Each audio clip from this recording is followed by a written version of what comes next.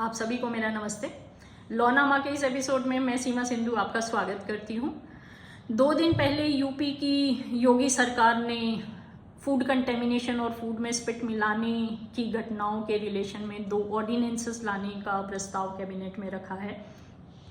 जानकारी के अनुसार इन ऑर्डिनेंस में इस तरीके के ऑफेंसेस के लिए 10 साल तक की सज़ा का प्रावधान है और ये मैंडेटरी किया गया है कि ईटरीज में काम करने वाले सभी एम्प्लॉयज़ अपना आइडेंटिटी कार्ड पहन कर रखेंगे, हेड कवर करेंगे, मास्क और ग्लव्स पहनेंगे और किचन और डाइनिंग एरिया में सीसीटीवी इंस्टॉल करना मैंडेटरी रहेगा।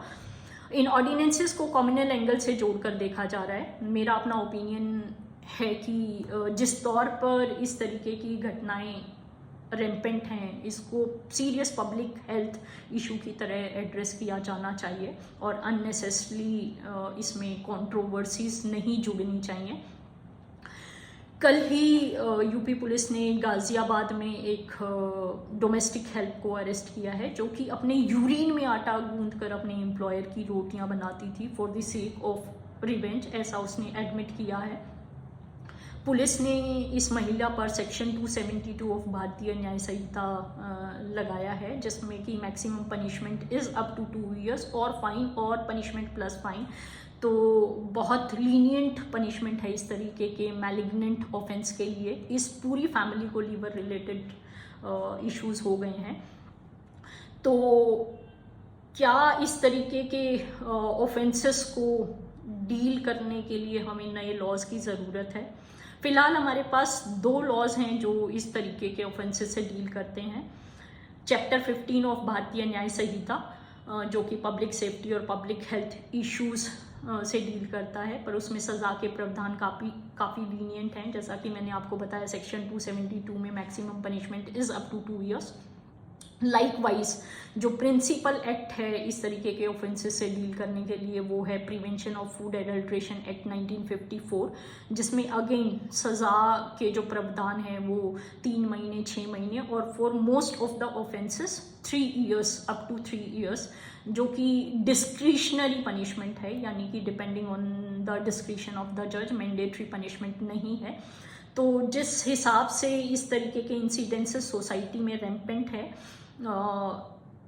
इन प्रोविजंस को अमेंड करके सरकार इस तरीके के इशू से डील कर सकती है। मेरे ओपिनियन में ये जो ऑलरेडी एग्जिस्टिंग प्रोविजंस हैं इनमें पनिशमेंट का कंपोनेंट जो है उसको इन्हेंस किया जा सकता है through amendment.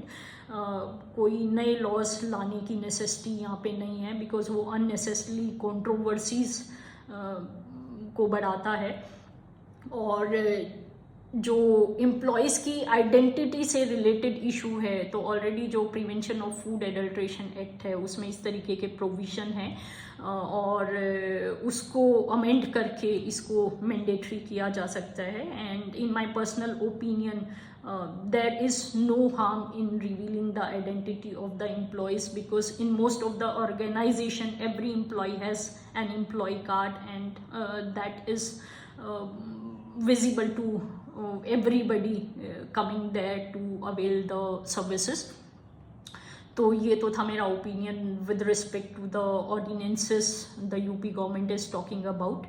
In the other news, Haryana में आज नायाब सैनी ने सीएम पद की शपथ ली है और उनकी कैबिनेट में फरीदाबाद से 2 मिनिस्टर हैं, विपुल गोयल और राजेश नागर, जो कि तिगांव से विधायक हैं। विपुल गोयल फरीदाबाद से विधायक हैं। इसके अलावा जो एग्जिस्टिंग एमपी हैं फरीदाबाद से, कृष्ण पाल गुर्जर, वो यूनियन कैबिनेट में 15 साल से मिनिस्टर हैं, पर फरीदाबाद की state of affairs is very pathetic.